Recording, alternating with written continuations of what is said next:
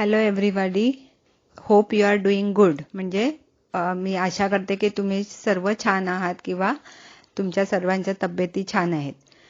Listen to the conversation at the library. म्हणजे खाली एक लायब्ररी मधलं वाचनालयातलं एक कॉन्व्हर्सेशन आहे, संभाषण आहे, ते आता आपण ऐकूया. Praveen says, good afternoon madam. म्हणजे तो तिथे ज्या कोणी लायब्ररियन आहेत त्यांना गुड आफ्टरनून म्हणतोय. आणि पहिलं वाक्य आपलं जे आपण ग्रीटिंग्स मधला टॉपिक मध्ये पाहिलंय की जेव्हा सुरुवात आपली कुणाशी तरी बोलण्यासाठी आपल्याला सुरुवात करायची तेव्हा काहीतरी बोलायला लागतं. त्यावेळी आपण गुड आफ्टरनून, गुड मॉर्निंग वगैरे असं बोलून पुढे संभाषण चालू करू शकतो. So librarian says, good afternoon Praveen, what can I do for you. तर ते लायब्ररियन आहेत त्या प्रवीणला ओळखतात, तर त्या म्हणतात गुड आफ्टरनून प्रवीण, मी तुझ्यासाठी काय करू शकते. म्हणजे she is offering to help. So लायब्ररियनचं स्पेलिंग LIBRARIAN, लायब्ररियन. आणि इथे offering to help, OFFERING, offering म्हणजे त्या मदत करतात. Praveen says, I need to get some information on animal cells. म्हणजे मला काहीतरी इन्फॉर्मेशन, माहिती हवी आहे, प्राण्यांच्या पेशींबद्दलची मला काहीतरी माहिती हवी आहे. So some information. आपण आज जो ग्रामरचा टॉपिक जर तुम्ही ऐकला असाल तर तिथे आपण सम, एनीचा वापर पाहिला, तसंच इथे आता हे पॉझिटिव्ह सेंटेन्स आहे. So some information. Librarian, what is it for Praveen. म्हणजे कशासाठी हवंय तुला ते प्रवीण. प्रवीण म्हणतो, I have to make a presentation of animal cells in the seminar next week. म्हणजे मला एक प्रेझेंटेशन बनवायचंय प्राण्यांच्या पेशींबद्दल आणि त्यासाठी मला माहिती हवी आहे. आणि सेमिनार पुढच्या आठवड्यात आहे, next week. Seminar SEMINAR, seminar. आणि प्रेझेंटेशनचं spelling PRESENTATION, presentation. Librarian says, that's fine. म्हणजे अप्रिशिएटिंग अ प्रपोजल. म्हणजे त्याने जे काही सांगितलं त्याच्याबद्दल त्या ठीक आहे अशा अर्थी, म्हणजे होकारात्मक किंवा त्याला म्हणजे सहमत आहेत अशा अर्थी आपण appreciating, APPRECIATING, appreciating.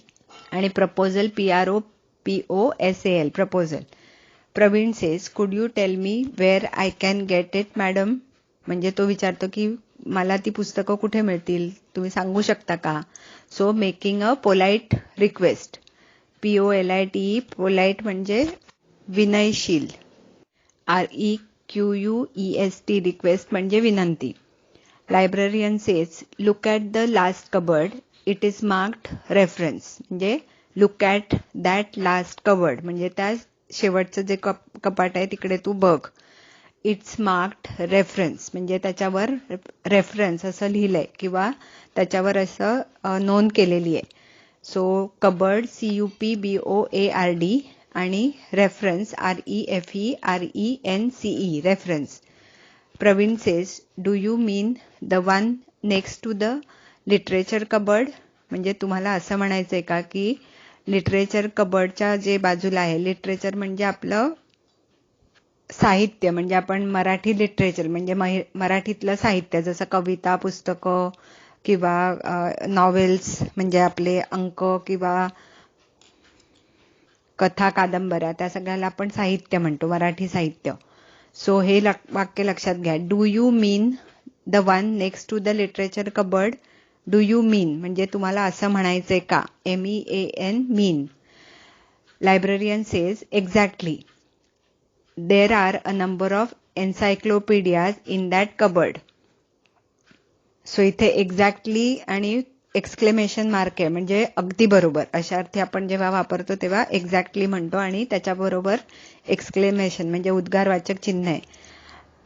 There are a number of encyclopaedias in that cupboard. Encyclopaedia म्हणजे विश्वकोश, ENCYCLOPAEDIAS, encyclopaedias. You will find there children's science encyclopaedia. म्हणजे तुला त्याच्यामध्ये लहान मुलांच्या सायन्सच्या रिलेटेड, शास्त्राच्या रिलेटेड एन्सायक्लोपीडिया म्हणजे विश्वकोश मिळेल.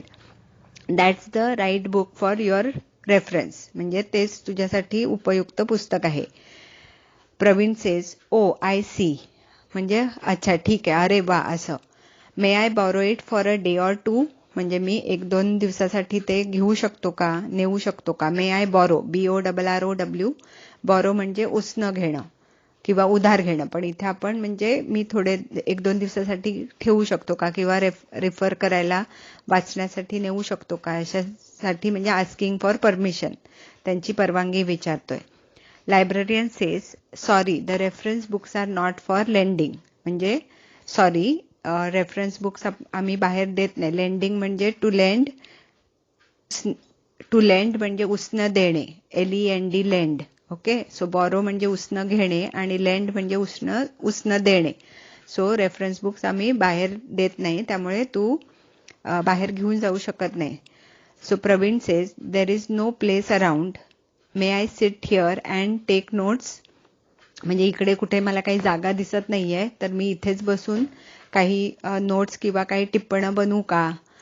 Librarian says yes you may, म्हणजे ग्रांटिंग परमिशन, म्हणजे हो तू बसू शकतोस. यू मे म्हणजे परमिशनसाठी आपण मे वापरतो. सो GRANT ग्रांट, म्हणजे एखाद्याला परमिशन देण्याच्या अर्थी आपण ग्रांट शब्द वापरतो, आणि परमिशन परवानगी PERMISSION permission.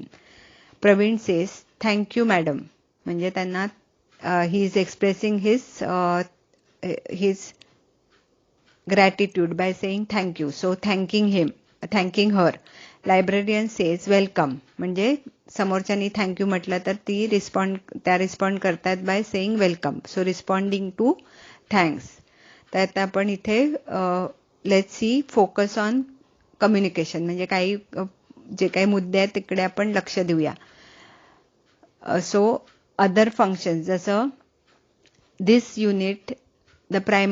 in this unit the primary focus is on making a polite request, म्हणजे ह्याच्यात पहिला आपला महत्वाचा हे फोकस कशावर आहे, तर एखादी विनंती कशी करायची, म्हणजे एखादी आदरयुक्त विनंती कशी करायची त्याबद्दल आहे.